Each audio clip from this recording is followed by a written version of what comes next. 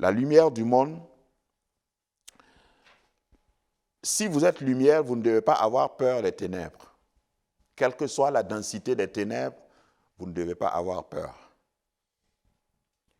J'ai essayé d'imaginer le temps qui sépare le fait d'allumer une ampoule dans la maison, le temps que l'ampoule s'allume et le temps que les ténèbres fuient. C'est quelle vitesse? C'est la vitesse de la lumière. On n'a jamais dit la vitesse des ténèbres. Les ténèbres fuient à la vitesse de la lumière. Pourquoi on dit vitesse de la lumière? Parce que c'est la lumière qui chasse les ténèbres. J'aurais aimé que quelqu'un dise Amen. Parce que ce que je viens de dire est très important, entre dans votre identité, parce que quand vous arrivez quelque part et on dit ce lieu-là est hanté, le patron qui est ici, là, c'est un franc-maçon, c'est un sorcier, c'est un... Vous ne devez pas commencer à trembler, puisque vous êtes la lumière. Eh bien, si les ténèbres, moi je suis lumière, et on verra. Je n'ai même pas besoin de crier. La lumière n'a pas besoin de faire du bruit. Dès que tu mets le contact, clac, les ténèbres savent que, oh, on ne doit plus rester ici. Et doivent partir. Et ce que je t'encourage à faire, c'est de te voir cette identité-là en toi. Tu arrives quelque part, c'est toi qui imposes ta loi. C'est la lumière qui impose sa loi aux ténèbres, partout où il y a la lumière. Quand le jour s'élève, il y a des œuvres qu'on ne peut plus faire. La Bible appelle certaines œuvres des ténèbres. Il faut que ta présence quelque part empêche les gens à faire certaines choses. Il faut que ta présence dans ton quartier empêche certains parents à abuser de leurs enfants. Pas parce que tu vas crier, mais ta présence seulement. Ta présence seulement. Dans mon quartier, il y a des choses qu'on ne peut pas faire. En tout cas, là où je vis, dans mon 6 mètres dans le rayon, il y a des choses que les enfants ne peuvent pas faire. Quand ils me voient arriver, quand je fais le tour du tournant, le dernier virage, quand les enfants me voient, souvent ils se rangent. Pas parce que je suis méchant, mais tout le monde, celui qui était méchant, on lui dit « Attention, le pasteur arrive ». Et quand j'arrive, ils courent tous pour venir me dire « Bonne arrivée ». Et il y a un qui va toujours lever la voix et dire hein, « Nous, on était en train de lui dire, là, il était en train de faire des bêtises, hein, tonton. Et on lui a dit que si tu viens, tu vas le gronder et on s'attend à ce que je fasse des reproches à celui qui ne se comportait pas bien. » C'est ça le rôle de la lumière. C'est un exemple pratique. Là où tu es, on doit te connaître comme la lumière. On doit t'accepter comme la lumière. Et on ne peut pas ternir une lumière. Quand tu es lumière, tu permets aussi à celui qui est sous toi d'être bien vu. Tu permets à celui qui s'approche de toi de se découvrir. Lorsque tu es lumière, un des rôles de la lumière, c'est de révéler ce qui était caché. Et il y a des gens dans l'église, il y a des gens autour de toi qui n'ont pas leur vrai éclat. Des gens qui ont peur, des gens qui ont des talents, mais qui ne savent pas qu'ils ont des talents. Des gens qui sont capables de quelque chose, mais qui ne savent pas. Des gens qui ont des dons, mais qui ne savent pas. Si tu es lumière, le fait que ces gens soient en contact avec toi vont prendre confiance en elles-mêmes et puis dire « Ah oui ?» Et puis tu dis « Oui, tu peux le faire, essaye voir. » Et puis la personne essaye et vous allez voir que la personne est libérée. Ah, je ne savais pas que je pouvais faire ça. Il y a un bonheur quand tu fais quelque chose toi-même et tu réussis. Il y a des gens qui n'ont jamais réussi rien dans leur vie qu'ils ont entrepris. En tant que lumière, tu dois les amener à réaliser cela. À être content. Oh, enfin, moi aussi je compte dans l'histoire. Enfin, moi aussi je compte dans ce ministère. Voilà le rôle, un des rôles de la lumière. Ensuite, la lumière prévient le désordre. Vous savez pourquoi vous êtes bien habillés tous? c'est parce qu'il y a la lumière. Je vous garantis que si vous visitez ma chambre à 2 heures du matin, je ne suis pas habillé comme ça. Non, ça, je vous garantis. Vous pouvez essayer, je suis chez les Gérard. Si vous venez à 2 heures du matin, je ne suis pas habillé comme ça. Ce que je porte n'est pas le passé. Je parle de moi, je ne peux pas parler de vous, puisque je suis étranger ici. Je ne veux pas qu'on me chasse. Ce qui fait que vous êtes bien mis, c'est à cause de la lumière. Je sais qu'ici, il n'y a pas beaucoup de coupures de courant, mais chez nous, il y a souvent des coupures d'électricité. Quand l'électricité se coupe, il y a des gens qui se permettent de s'asseoir n'importe comment. Et vous savez que ça n'avertit pas avant de revenir. Hein? Souvent, ça me fait rire. Quand vous êtes en groupe ou bien vous êtes dans une réunion et puis blackout, hein? L'électricité s'en va et puis tout est devenu noir. Il y a des gens qui s'asseyent, qui commencent à bâiller, qui sont... Mais dès que ça revient, qu'est-ce qui se passe? Vous voyez tout le monde bouger. Chacun, voilà, redevient un dignitaire. Les ténèbres encouragent le désordre. Quand vous entrez dans une maison qui n'est pas éclairée, vous pouvez le savoir. Les choses sont posées n'importe comment. Quand vous voyez une vie qui n'est pas éclairée, vous pouvez le savoir. Dans le langage, même dans l'habillement, dans le comportement. Vous êtes la lumière du monde veut dire que le fait d'être en contact avec moi, parce que c'est mon nom, je suis la lumière, le fait d'être en contact avec moi, tu ne peux plus vivre n'importe comment. Si tu travailles dans le même bureau que moi, tu ne peux plus vivre n'importe comment. Et ce n'est pas toi, ténèbres, qui m'influence, c'est moi, lumière, qui t'influence. C'est toujours comme, c'est la règle du jeu. Les ténèbres, au fait, savent que c'est la lumière qui les influence et pas le contraire. Mais pourquoi tu as peur? Pourquoi tu as peur de t'afficher? Comme l'exemple que j'ai donné à mon voisin de siège dans ce vol. Il dit, toi, tu es religieux? Vous êtes religieux? Je dis, non, je ne suis pas religieux. Mais je n'ai pas renié ma foi. J'ai montré que je suis mieux que lui. Que cette personne qui croyait que lire sa Bible, c'est démodé, c'est... Non. Il ne faut pas être complexé. Il ne faut pas mettre ta lampe sous le boisseau. Il ne faut pas mettre ta lampe sous cape. Il faut briller. Dieu t'appelle à briller. Dieu t'appelle à éclairer autour de toi. Et n'aie pas peur de ce que les gens, et c'est mon dernier point sur le rôle de la lumière, partout où il y a la lumière, on ne laisse pas la lumière tranquille. Je ne sais pas si vous avez remarqué ça. D'abord, la lumière est visible de loin. Donc, la lumière peut attirer des snipers, c'est-à-dire qu'on va t'attaquer à distance. Si tu es lumière, il faut t'attendre à ce qu'il y ait des gens qui se cachent derrière des buissons et avec des flèches. Je ne sais pas si quelqu'un a reçu un coup et puis il dit « Hé, ça vient d'où ?» C'est parce que tu es lumière. Puisque tout le monde te voit, mais toi, tu ne vois pas tout le monde. Peut-être qu'il y en a qui ne sont pas arrivés à cette dimension de la vie chrétienne, mais quand tu es lumière, la lumière, c'est l'équivalent de la vérité dans la parole de Dieu. Quand tu dis la vérité, tu vas avoir des ennemis. Et je n'aimerais pas être un prédicateur qui vous caresse dans le sens du poil pour vous dire « il suffit d'être lumière et puis tout va aller bien ». Si vous êtes lumière, vous allez être attaqué. Dis amen même si ça fait mal. Vous êtes lumière, vous allez être attaqué, vous allez être repéré, vous allez être la cible principale dans votre milieu. Il y a des gens qui vont venir littéralement dire « Mais pourquoi toi tu ne peux pas faire comme les autres? Nous tous on est ténèbres ici, pourquoi toi tu décides d'être lumière? » Hein? Pourquoi tu veux être toujours différent? Faut faire comme tout le monde. Hein? Faut commettre l'adultère comme tout le monde. Toi tu veux dire que tu es plus saint que qui ici? Nous tous, on vient à l'église, mais on fait ça. Voilà certaines attaques que tu vas avoir. Mais il faut continuer d'être lumière. Dis-moi amen.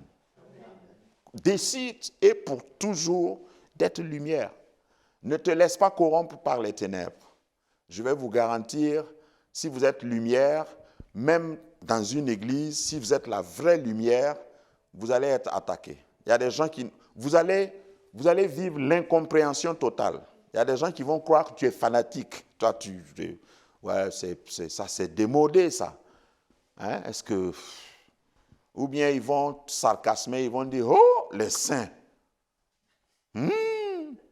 Donc c'est vous, les proches de Dieu, les secrétaires généraux de Dieu. Moi, on m'a dit ça une fois, dans un milieu. C'était même à l'école biblique, je peux vous dire. Hein? Toi, tu es toujours là. Toi, tu n'as pas de travail. Hein? C'était une façon de se moquer. Toi, tu es toujours à l'heure à l'église. Donc, toi, tu ne travailles pas, quoi. Pour dire, nous tous, nous venons en retard. Toi aussi, au moins un jour, viens en retard comme nous. Si tu es lumière, tu es repéré de loin, à distance. Et tu es fléché, parce que la lumière dérange les ténèbres. Comme les ténèbres fuient chaque fois qu'il y a la lumière, les ténèbres, dans mon imagination, fuient se cacher et maintenant envoient des flèches pour dire, éteins-toi pour que nous puissions régner en tant que ténèbres. Mais n'accepte jamais, diminuer même ta lumière. Au milieu de tes enfants, n'accepte jamais diminuer ta lumière. Parce que même tes enfants peuvent devenir une persécution à un moment donné pour toi. Mon fils a 22 ans. Souvent, quand on parle, il rit, il dit... Il ne peut pas dire plus que ça, parce qu'il se dit, oh papa, vraiment, ça c'est un peu vieillot. Tout le monde fait ça maintenant. Ouais, bon, toi, tu crois que... Non, c'est rien.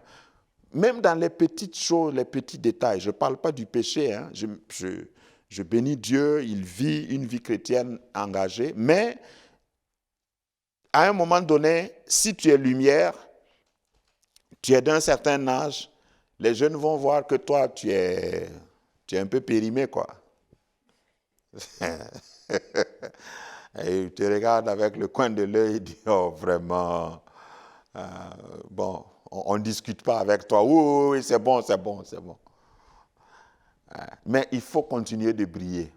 Il faut que quelqu'un tienne cette lumière. Et moi, je suis déterminé à tenir ma lampe là où il faut. Si tu ne veux pas, c'est toi qui vas partir, moi je ne pars pas. Et j'aime toujours dire, vous allez me voir encore pendant longtemps, je dis ça souvent à l'église, les gens rient. Alors, si tu feras mieux, si tu vas durer ici, tu feras mieux de m'aimer. Parce que moi que tu vois là, je ne vais pas partir maintenant. Ou bien si tu ne veux pas m'aimer, il faut partir. Parce que je ne vais pas changer. Sur certaines choses, il faut être catégorique, je ne change pas. Une lumière ne peut pas être autre chose qu'une lumière. Je suis une lumière. Si je m'approche de toi, ce que tu pensais que c'était propre peut s'avérer sale. Et ce qu'il faut faire, c'est nettoyer. Je ne vais pas m'imposer à toi, mais parce que je suis lumière, tu étais dans les ténèbres, dans la pénombre, tu croyais que ton habit blanc était tout blanc. Quand je m'approche de toi, tu vas savoir que c'était mal lavé. Soit c'est blanc, ou c'est pas blanc. C'est ce que nous disons en Afrique. Hein? Quand c'est kaki ou gris, bon, ça n'a qu'à être aussi déterminé. Parce que quand le blanc devient kaki, il y a problème. Voilà. C'est pas propre. Il faut laver. Et il faut que tu sois une lumière qui dise aux gens leur vraie couleur. Sans parler, tu es là, mais tu dis aux gens, tu fais le contraste net de ce qu'ils sont. Et c'est ce que la Bible nous appelle. Je suis la lumière du monde. Quand j'arrive quelque part, c'est moi qui dicte la loi. Ça, c'est ton identité en Christ. Amen. Ensuite, nous sommes aussi appelés des ambassadeurs. 2 Corinthiens chapitre 5, verset 20. Et peut-être que je vais m'arrêter seulement à ces noms-là. Mais il y a des noms dérivés comme fils, fille, héritier, cohéritier, etc. qui ont aussi leur rôle. Mais je m'intéresse à ambassadeur pour finir. Un ambassadeur, c'est quoi? Un ambassadeur, au fait, c'est un pays. Ce n'est pas une personne. J'ai essayé de regarder les définitions. Un ambassadeur, c'est un pays ambulant dans un autre pays étranger. Je vous laisse réfléchir bien sur ça. Je veux que ça descende doucement. C'est-à-dire que quand tu marches dans les rues d'Agen, tu es un ambassadeur envoyé ici et tu représentes pas seulement une personne, un roi, mais tu représentes tout le royaume. Et tu es en déplacement. C'est pourquoi la plupart du temps, quand vous voyez le véhicule d'un ambassadeur, il y a le drapeau de son pays qui flotte devant pour indiquer c'est le pays qui arrive. Et on parle de, j'ai beaucoup à dire sur ambassadeur, on parle d'immunité. Vous avez déjà vu un ambassadeur faire un accident et puis la police est venue, on est en train de faire un constat? Pourtant, quand même, il y a souvent des accidents. Mais on ne peut pas faire un constat à... Quand un ambassadeur, le véhicule, j'ai fait des recherches, quand le véhicule de l'ambassadeur, le véhicule officiel, fait un accident, l'ambassadeur sort, il change de véhicule et il continue sa route. Si le véhicule n'est pas endommagé, il continue même avec le véhicule. C'est ce qu'on appelle immunité. Mais toi et moi, si nous cognons un poteau où nous sommes impliqués dans un... Je veux parler de citoyens simples. Mais il faut attendre la police, il faut attendre qu'on fasse le constat, qu'on fasse la part des choses avant de continuer. Mais sur le plan spirituel, tu sais quoi? Quand les démons te voient dans la circulation, c'est ce qui se passe, ce que je viens de décrire là. Quand tu passes, il y a le drapeau du ciel qui flotte sur toi. Et les démons qui étaient sur la route en train de contrôler la circulation, ils se mettent au garde-boue. Quand les ambassadeurs passent, quand vous voyez les agents, les policiers et tous ceux qui sont sur la route, ils se mettent au garde-boue parce que c'est une autorité plénipotentielle, avec pleine immunité, qui passe. J'aurais voulu que quelqu'un me dise Amen. Parce que cette réalité, si tu la vis, tu marches autrement, tu traverses autrement les situations.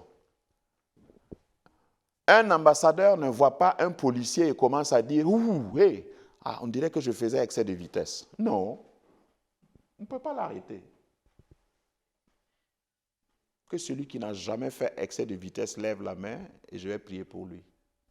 Parce que je sais que ce n'est pas vrai. Hein? Dans les infractions, je crois que ça, c'est quelque chose que nous tous nous faisons. Parce que ça vient comme ça. Mais un ambassadeur, non, il n'est jamais inquiété. Surtout s'il est même pressé, s'il est en retard, qu'est-ce qu'il fait? Il peut appeler un renfort et il peut appeler des agents de sécurité qui vont ouvrir la voie pour lui, parce que c'est son droit. Un ambassadeur, dans mes recherches, ce qui m'a amusé, c'est que quand il arrive quelque part, il a la priorité. Dis, je suis prioritaire. Dans ce monde, spirituellement, nous sommes prioritaires. Ça peut chauffer partout, mais chez moi, je suis prioritaire. Notre église est à 700 mètres de l'ambassade des États-Unis, donc nous sommes dans la zone de sécurité de l'ambassade des États-Unis. Une fois, j'ai commandé des travaux et puis la citerne est venue se garer à quelque part de l'entrée de notre église. Ils ont vu par leur caméra. Vous savez que par ces temps qui courent, on a peur des explosifs et tout ça. En une fraction de seconde, la sécurité de l'ambassade est venue pour dire « Cette citerne fait quoi ici ?» Et j'ai dit « Ce n'est pas ma citerne, demandez au chauffeur. » Et le chauffeur était obligé de s'expliquer et de bouger sa citerne tout de suite. Parce que vous êtes dans la zone de sécurité. Je voudrais dire à quelqu'un d'avoir courage parce que dans ton quartier, est-ce que tu sais que ta résidence là est sécurisée? Tous ceux qui vivent autour de toi là ont la grâce parce que toi, tu es dedans. Quand je m'installe dans un avion ou bien dans un transport en commun, je dis, à partir de maintenant, vous pouvez être tranquille parce que moi, je suis là. Et on va arriver à bon port. C'est ce que Paul a dit dans Acte 28 à tous ceux qui voyageaient avec lui. Une fois, j'ai pris un vol inter-État aux États-Unis et on est rentré dans une tempête de neige. Et comme la loi l'indique, le pilote devait dire tout ce qui se passe. On sentait que vraiment ça n'allait pas. Donc il a commencé, et moi, j'aurais préféré qu'il ne nous dise pas ce qui se passe. On a fait le tour 3 fois de l'aéroport où on devait atterrir et dire, le capitaine ici, il dit son nom, je voudrais simplement vous dire qu'à cause de cette tempête, on ne peut pas se poser. Heureusement que j'ai encore un peu de carburant, on va continuer de planer en attendant. Et après, il dit, nous sommes en train de descendre très bas en carburant, mais nous ne pouvons pas descendre, ça a duré 90 minutes. Tout le monde dans l'avion était devenu chrétien. C'est pourquoi j'ai dit hier ce matin que tout le monde prie. C'est parce que ça n'a pas chauffé que tu ne pries pas. On entendait « Oh Jesus !»« Oh Seigneur !» Il y a des gens qui avaient commencé à pleurer. Et puis il dit « Bon, nous n'avons plus de carburant finalement, donc on va essayer de descendre par pilotage automatique, croiser les doigts pour que rien ne se passe, parce que je ne peux... » Et on ne pouvait vraiment pas voir. Quand on regarde, on ne pouvait... Jusqu'à ce que les trains d'atterrissage touchent le sol, on ne savait même pas qu'on était proche du sol. Heureusement, tout s'est bien passé. Ma voisine, qui était une dame, a fait parce qu'elle pleurait déjà. Et je lui ai dit, ça va, on a atterri. Et quand on sortait, elle me suivait. Puis elle dit, mais monsieur, vous êtes pilote? J'ai dit, non, je ne suis pas pilote. Mais pourquoi on dirait que vous n'aviez pas peur? Je dis, je n'ai pas peur parce que je suis envoyé ici par Dieu. Et selon ce que Dieu m'a dit, je devais prêcher ici ce soir, donc je ne peux pas mourir. Il dit, oh, donc vous êtes protestant. J'ai dit, comme tu veux, appelle-moi tout ce que tu veux, mais je suis ambassadeur. J'ai une immunité céleste.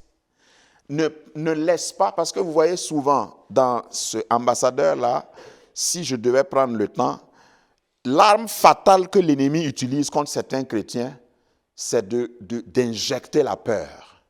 Vous avez mal à la dent, vous avez mal à la tête, ou bien vous avez un petit problème, il dit, bon, c'est fini pour toi. Hein. Qu'est-ce qui prouve que ce n'est pas le cancer? Alors là, il faut faire attention parce que ce qui se passe là, c'est dangereux.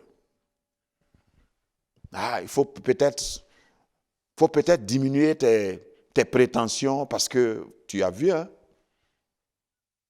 Je te rappelle que ton oncle a fait comme ça, mais il est mort aussi. Une fois, je vous ai dit hier que je suis tombé très malade. Il y a quelqu'un qui est venu sous prétexte de me consoler. Et il a même prié. Et après la prière, il a dit, ça nous fait vraiment peur parce qu'il m'a cité 3 personnes qui ont eu des problèmes de reins et qui sont morts. Ça, c'est un encouragement. Souvent, l'ennemi vient pour te déstabiliser comme ça, parce que tu as traversé quelque chose, puis il dit, tu te rappelles de l'autre là, non? Il est mort, hein? Banalement comme ça, hein? Mais on t'a programmé pour t'opérer, est-ce que tu sais que tu vas en sortir? Il faut prier, hein? Parce que ça peut être la fin de ta vie, hein? Ça, c'est ce que l'ennemi fait. Mais je voudrais qu'à partir de maintenant, tu aies des paroles. Tu dis, je suis immunisé. J'ai une assurance. Le ciel me couvre. Le sang de Jésus me couvre. Ceux que tu cites là, je ne les connais pas. Mais moi, je ne suis pas comme eux. Et c'est comme ça que tu peux traverser les tempêtes. Rappelle-toi que tu es un ambassadeur. L'ambassadeur qui vit dans un pays, je vais dire ça comment? Un ambassadeur est aussi riche que son pays d'origine. Dites-moi Amen. C'est-à-dire que toi, tu es ici, mais ton économie ne dépend pas d'ici. L'argent que tu dépenses là, tu n'es pas payé en euros. En réalité, dans le spirituel, tu es payé en francs célestes. Tu reçois tes ressources avec la devise céleste. Et c'est toi qui monnaie maintenant, qui change maintenant pour utiliser sur la terre. Donc, ta santé ne dépend pas du diagnostic du docteur. Ton compte bancaire ne dépend pas de la date du mois. Ta sécurité sociale ne dépend pas de ce que les gens décident. Vous pouvez m'appeler radical, mais c'est comme ça que moi je vois ma vie. Lorsque tout tourne mal, par exemple financièrement, rappelle-toi que ta banque est au ciel. Rappelle-toi que Dieu t'a envoyé pour réussir, mais pas pour périr. Rappelle-toi que sa parole dit, celui qui veille sur Israël, ne quoi? Ne sommeille ni ne dort. Lorsque tu te remplis la tête avec ça, les gens à côté de toi peuvent pleurer parce qu'un ambassadeur, partout où il y a des ambassades, des résidences, il y a des voisins de quartier. Et quelquefois, ils peuvent pleurer et puis toi, tu es tranquille.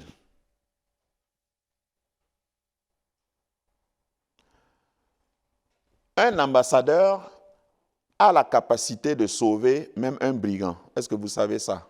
On le voit souvent. Des gens qui ont enfreint à la loi, même la gendarmerie peut être derrière eux. Et où ils vont? Ils vont dans l'ambassade. C'est une frontière. Dès qu'ils entrent dans l'ambassade, les policiers ont dit que c'est une incidence diplomatique. C'est-à-dire qu'il faut négocier. Même le policier qui avait ou le gendarme qui était en courroux, qui voulait l'attraper, une fois qu'il est dans l'ambassade, il est obligé de s'arrêter. Il faut que les gens, que le diable chasse, parce que c'est l'application. Il faut que les gens, que le diable malmène, lorsqu'ils entrent chez toi, lorsqu'ils viennent en contact avec toi, tu dis au diable, hey, stop. Qu'il soit malade, qu'il soit oppressé, qu'il soit opprimé par l'ennemi, il faut que tu prennes ton droit, ta capacité, ton pouvoir en main et tu dis, ne poursuivez pas, n'allez pas plus loin parce que ici, c'est une ambassade. Je suis un ambassadeur. Si vous insistez, il y aura une incidence diplomatique entre nos deux pays. Et je sais dans ma vie que j'ai fait ces prières souvent. Ce sont des proclamations que je fais dans certaines situations. Et je dis, Seigneur, j'en appelle à toi, j'en appelle à ton trône, parce que ça, c'est une incidence diplomatique. Ils n'ont pas le droit de franchir les limites que tu as tracées pour moi. Ils n'ont pas le droit de m'empêcher de te servir. C'est toi qui m'as mis ici et je reste. Et ça marche, je vous garantis. Ça devient une bataille entre deux pays et on est obligé de négocier, d'envoyer des émissaires. Et on appelle ça réchauffement, que les liens ou les relations entre nos deux pays se sont réchauffés. C'était un incident diplomatique que nous avons pu résoudre par la diplomatie. Et généralement, ils disent, on va résoudre ça par voie diplomatique, etc. Le diable est obligé d'utiliser des voies diplomatiques pour te laisser vivre au nom de Jésus. Tu ne dois pas avoir peur. J'ai d'autres exemples, mais un dernier que je vais donner sur l'autorité ou l'identité d'un ambassadeur, c'est, j'ai lu quelque part dans les recherches que quand un ambassadeur voyage, quand il arrive à l'hôtel, s'il dépose son passeport diplomatique, il est prioritaire. Et tous les hôtels reconnus, c'est-à-dire homologués, savent qu'un ambassadeur ne doit pas être au-dessus du 6e étage. Quand j'ai lu ça, je dis, mais pourquoi le 6e étage? Et dans l'explication, ils disent, l'échelle des sapeurs-pompiers, quand ils arrivent en cas d'incendie, ne dépasse pas le 6e étage souvent. Maintenant, vous comprenez? Donc, en cas de danger, puisque l'ambassadeur est dans l'hôtel, et quand il vient pour habiter, pour prendre une chambre, s'il n'y a pas, généralement il réserve même, S'il n'y a pas, le maître d'hôtel est obligé de tout faire pour le mettre à un niveau où, en cas d'incendie, quand les sapeurs-pompiers viennent et ils déploient leur échelle, lui, il puisse sortir. Regarde, il peut y avoir incendie dans ta vie, mais à cause du fait que tu es ambassadeur. Les anges du ciel vont déployer une échelle pour que toi, tu sortes en premier. Si tu sais tout ça, normalement, tu ne dois pas avoir peur. Souvent, ça arrive que l'ennemi nous essaye de nous faire peur. Mais il faut te rappeler que tu as tout ça comme protection. Si tu ne lâches pas la main de Dieu, le diable ne peut pas. Il peut essayer. La Bible dit, ils te feront la guerre, mais ils ne te vaincront pas. Tu es déjà immunisé. On t'appelle ambassadeur. Donc, si tu connais ton identité, c'est dans cette identité maintenant que tu dois faire les proclamations que nous avons faites ce matin. C'est pas une il y a des prières qui ne sont pas des négociations. Tu proclames. C'est ce que je suis, c'est ce que je reste. Amen. Je voudrais m'arrêter là s'il y a des questions. Mais j'ai parlé de ces 3 noms seulement. Celle de la terre, lumière du monde, ambassadeur. Et normalement, ça devrait suffire à quelqu'un pour qu'il réalise que tu n'es pas n'importe qui. Ce n'est pas de l'orgueil. Dis à ton voisin, ça ne dépend pas de moi, hein, ce n'est pas de l'orgueil. Voilà. Non, c'est naturel. Je suis le sel, je suis la lumière, je suis ambassadeur. Qu'est-ce que tu veux que je fasse? Jésus a dit, ce n'est pas vous qui m'avez choisi, c'est moi qui vous ai choisi. Ça ne dépend pas de moi. Tu feras mieux de te connecter à moi, d'être en bon terme avec moi. Sinon, ça devient un incident diplomatique. Quand Dieu est entré en alliance avec Abraham, il a dit, à partir de maintenant, écoute-moi Abraham, je suis l'ami de tes amis. Et je serai aussi l'ennemi de tes ennemis. Voilà ce que c'est qu'un ambassadeur. Donc, quand tu marches, au fait, les gens ont intérêt à être en bon terme avec toi. Parce que ça ne dépend pas de toi. Quand Dieu dit qu'il va être l'ennemi de mes ennemis, est-ce que ça dépend de moi? J'ai des ennemis que je ne connais même pas. J'ai des gens qui me haïssent, dont je ne suis même pas au courant. Mais ça, ce n'est pas mon problème. Si quelque chose leur arrive, ils n'ont qu'à aller demander à Dieu. Amen. Voilà ce que le pasteur radical vient vous dire. Je sais que c'est très radical, mais c'est comme ça que je prends ma vie spirituelle. Amen.